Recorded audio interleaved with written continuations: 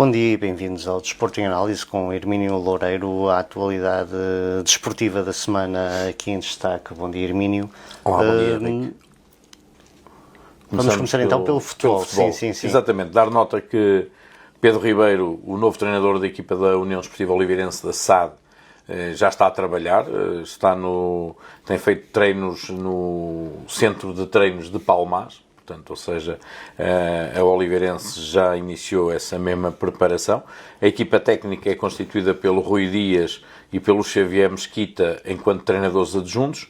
Rui Pedro é o analista e Celso Simão é o treinador de guarda-redes. Do ponto de vista de novos jogadores, para além daqueles que têm contrato e que naturalmente se apresentaram fruto de terem contrato por mais de uma época, temos a adiantar o Diogo Sancho, o João Daniel, o Kiko Félix, o João Tavares, o Soto Matsunga, que é um japonês.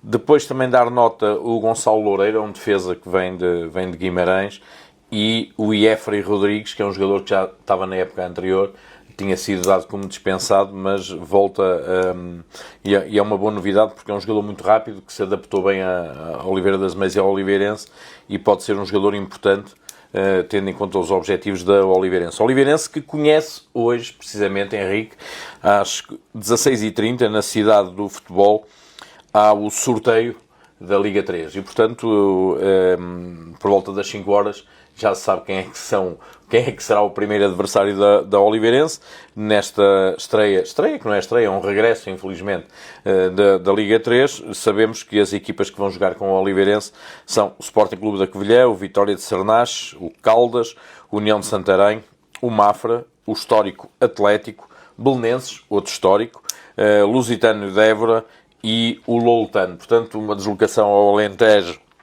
ao Lusitano de Évora, a Évora, e depois uma Alolé também ao Algarve.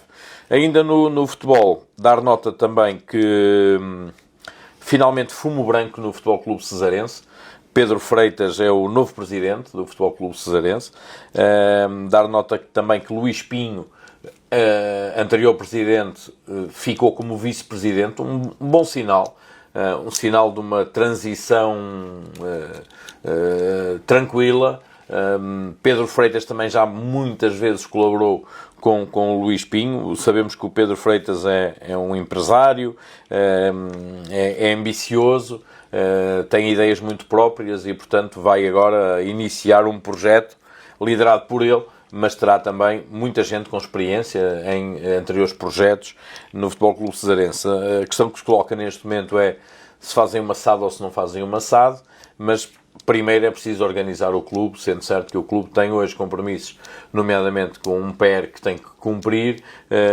Caso contrário, acontece o que ainda ontem soubemos relativamente ao Boa Vista, o incumprimento de uma prestação e dá logo a asneira, e portanto o Futebol Clube Cesarense esperemos que entre agora num novo ritmo, tem objetivos desportivos naturalmente, mas de estruturar o clube para os desafios do futuro. Ainda no futebol, dar nota também que o Grupo Desportivo de São Roque apresentou a sua equipa técnica. Paulo Oliveira é o treinador principal, Vasco Matos e Tiago Correia e Francisco Rezende são os adjuntos, e o Rui Gonçalves é o treinador de guarda-redes. Portanto, está constituída também mais uma equipa técnica de uma equipa, neste caso, numa equipa do Conselho, neste caso, o Grupo Desportivo de São Roque. Muito bem, agora o ciclismo. Vamos ao ciclismo e temos boas notícias, ou seja, está-se a preparar, estão-se a dar os últimos retoques nas equipas e a preparação do ponto de vista do treino para a volta a Portugal em bicicleta. Antes disso, a 26 de julho ainda há o Grande Prémio de Mortágua e, portanto, é a última competição antes da volta a Portugal, mas a G-Group Holding Simoldes Oliveirense teve muito bem na 49ª edição do Grande Prémio Internacional de Torres Vedras, no troféu Joaquim Agostinho, pela memorável vitória do José Fernandes na última etapa lá no Alto de Monte Junto, ou seja, atacou nos últimos 3 km e foi o mais forte, e depois levou também a que o José Fernandes pudesse ter subido ao pódio como terceiro lugar na classificação final, e portanto foi um grande prémio de Torres Vedras troféu Joaquim Agostinho, bom para a equipa de Manuel Correia e Luís Pinheiro. Como disse, preparam afincadamente a participação na Volta a Portugal em bicicleta e, portanto, esta vitória do José Fernandes vem levantar a moral da equipa também.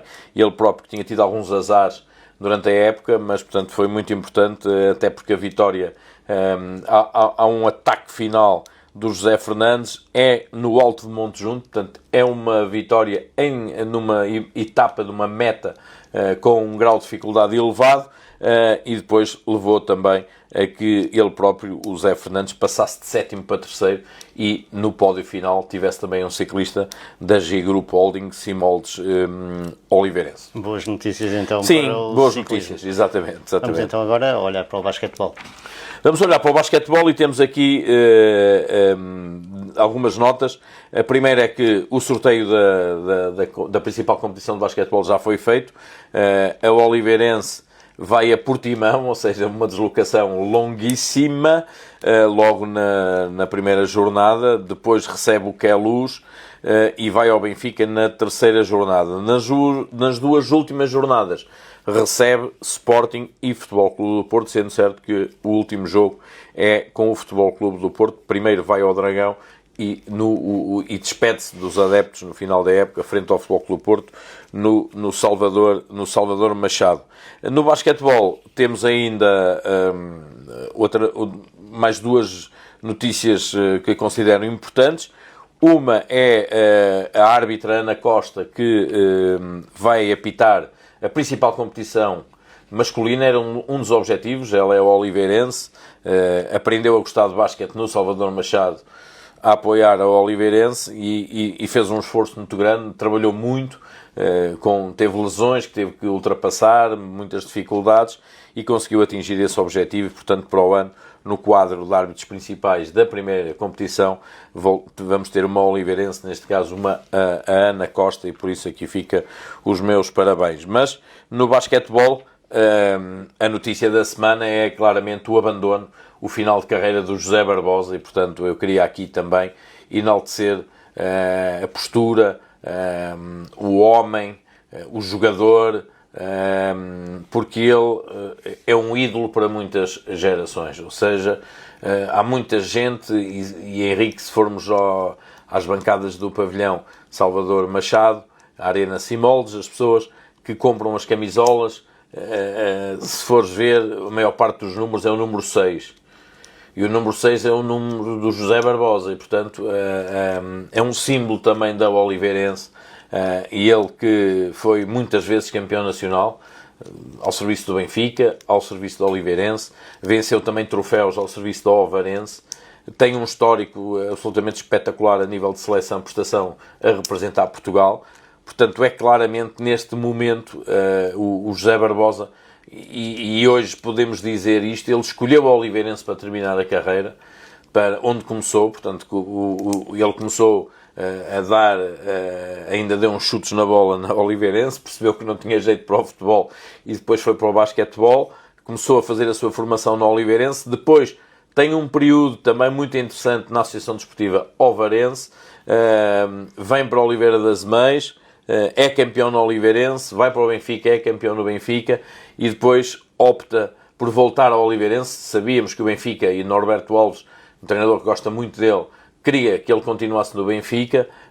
Aliás, o Benfica que não foi campeão, porque este ano o campeão foi o Futebol Clube do Porto, e ele regressou à casa, regressou à base, regressou à cidade que o viu nascer, e seguramente hoje podemos extrapolar isso, na mente dele estava já o final. Importa dizer que o Zé Barbosa é, dentro do campo, um senhor reconhecido por todos os treinadores, por todos os jogadores e pelos árbitros, respeitadíssimo, porque também faz para isso. Portanto, é claramente um símbolo do basquetebol português, e dizer que fora do campo, fora dos pavilhões, o José Barbosa foi também um excelente aluno, porque também na faculdade teve desempenhos acima da média, e um excelente chefe de família. Portanto, ele também constituiu família, portanto, conseguiu conciliar a atividade esportiva ao mais alto nível com a atividade académica, e sem descurar a família, e portanto eu gostava de destacar aqui,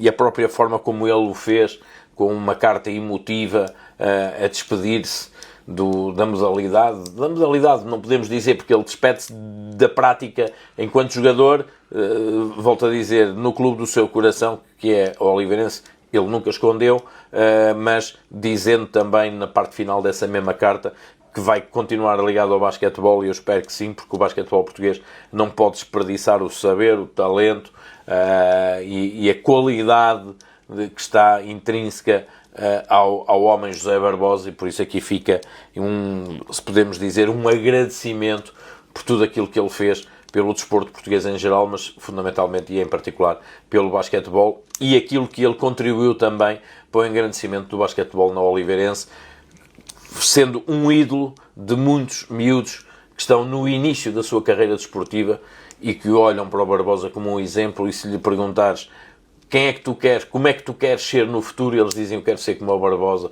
e acho que isso é gratificante e é também uma questão importante neste desfecho. Tudo tem um fim neste desfecho do José Barbosa enquanto jogador.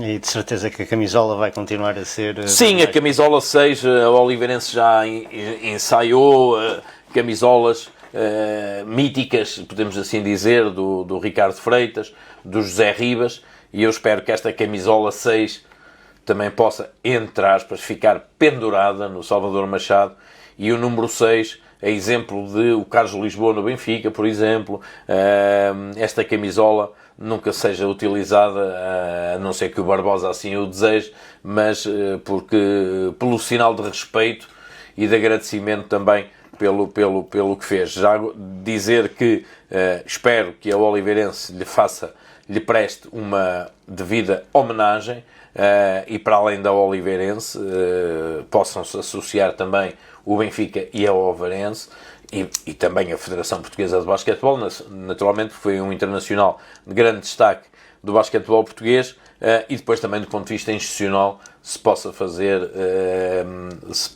algo que perpetue a memória para a memória futura, todo este trajeto absolutamente exemplar do José Barbosa. E já agora, Henrique, já que estamos a falar em homenagens, fica só aqui uma sugestão, porque, e bem, a Câmara Municipal de Oliveira das Meias tem homenageado atletas que se destacam no panorama nacional e internacional. Ainda fez agora recentemente com atletas do atletismo da Vila César, e tinha feito com os sub-13 do Oliveirense, que tinham sido, em hóquei patins, tinham sido campeões nacionais.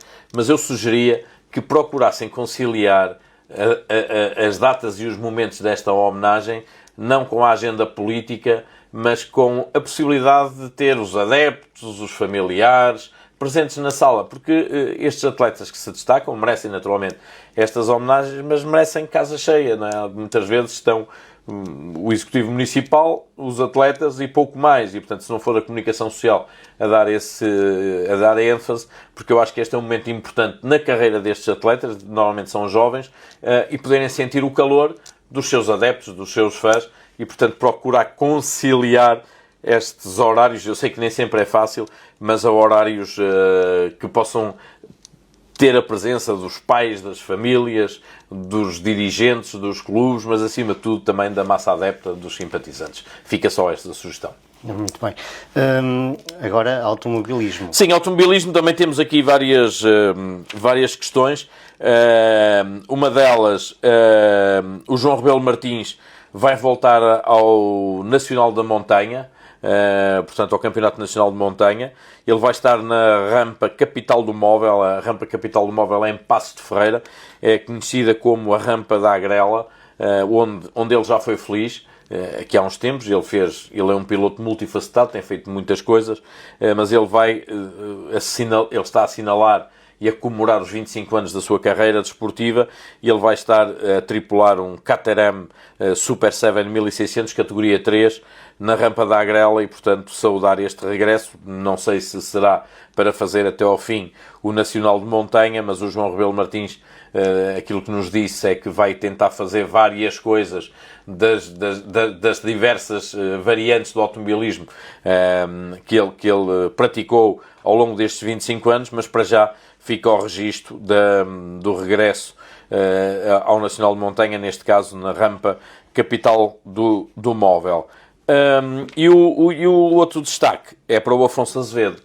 O Afonso Azevedo, nós já tivemos a oportunidade de o entrevistar aqui, tal como o João Azevedo, o pai team manager dele, e foi aqui, aliás, aos nossos microfones, que ele anunciou o fim do karting e o início nos automóveis. Portanto, ele iniciou os automóveis quando a idade o permitiu, ele ainda é muito jovem, ele é piloto de automóveis, mas não tem carta de condução, portanto, mas em Portugal e nos outros países isso também é permitido, mas o Afonso Azevedo estreou-se em circuitos, em automóvel, e portanto foi logo no mítico circuito de Vila Real. E é impressionante, porque não é, conforme a idade o significa, ele não é um piloto experiente, e normalmente nestes circuitos as vitórias sorriem aos pilotos mais experientes, às vezes até com carros mais inferiores, mas o Afonso Azevedo voltou a ganhar. E, portanto, é uma prestação desportiva notável. Ele correu no Estoril e ganhou, foi a Portimão, correu e ganhou, e agora chegou a Vila Real, correu e ganhou. Tendo inclusive, numa das corridas, feito uma recuperação épica, porque teve que passar vários pilotos, mais velhos do que ele, mais experientes, noutros carros, e chegar ao primeiro lugar no seu pequenino Peugeot 107, preparado pela Art of Speed, que é uma oficina de Coimbra, mas, portanto, que nós temos que dar os parabéns ao Afonso Azevedo, está a ter um início a entrada dele nos automóveis está a ser brutal, portanto, ou seja, sempre a subir ao pódio no primeiro lugar, e, portanto, aqui foi a sua estreia em circuitos, tinha sido também a sua estreia no Estoril, depois a sua estreia em Portimão. Agora, em circuitos em Vila Real, é sempre mais confuso, é meio citadino, percursos apertados, muitos passeios, muitos prédios, muitas casas à volta, muito público, muita emoção, também muito calor em Vila Real, mas o Afonso Azevedo foi notável a sua prestação, e eu não queria deixar de a destacar aqui no Desporto em Análise desta semana, dando-lhe naturalmente os parabéns por esta conquista, que eu acho absolutamente extraordinária, e portanto, dar os parabéns nesta sua estreia no automobilismo, neste caso na velocidade. Hermínio, vamos então agora ao nomeado da semana. Pois é, Henrique, se há semanas que é difícil é esta, ou seja, temos aqui vários para nomear, mas eu julgo que por tudo aquilo que representa o chegar à principal competição do basquetebol da Ana Costa, eu acho que a Ana Costa merece ser a nomeada desta semana. Volto a dizer, ela chegou lá a pulso, subiu a pulso,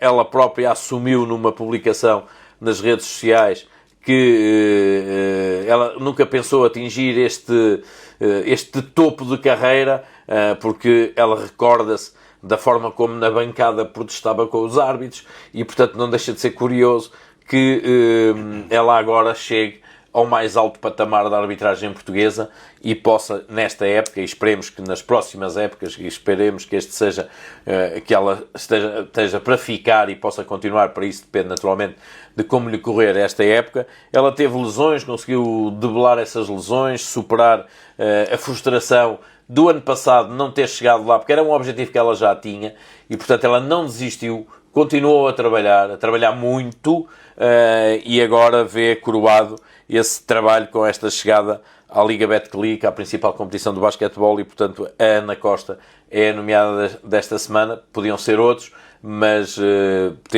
esta semana até temos vários assuntos em que podíamos nomear outras pessoas, mas eu acho que a Ana Costa merece e muito ser a nomeada desta semana.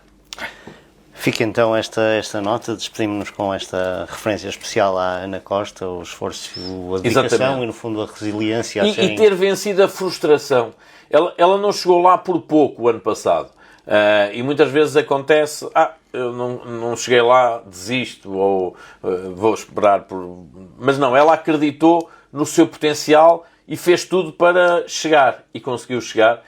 Com todo o mérito, naturalmente, como disse, com o apoio da família, mas acima de tudo com muito esforço, porque ela concilia a sua atividade profissional com depois a questão da arbitragem, os treinos diários que ela faz é depois do trabalho, e isto, com lesões pelo meio, torna-se muito complicado. E depois a prestação no campeonato, ela já tinha feito um jogo ao mais alto nível, vários jogos ao mais alto nível, mas tinha apitado também no masculino, mas para a Taça de Portugal, e agora sim está efetivamente no quadro principal de árbitros, e por isso os nossos parabéns. A força de acreditar. É isso muito mesmo. Bem, Hermínio, obrigado, bom dia, até e voltamos para a semana, exatamente. Obrigado.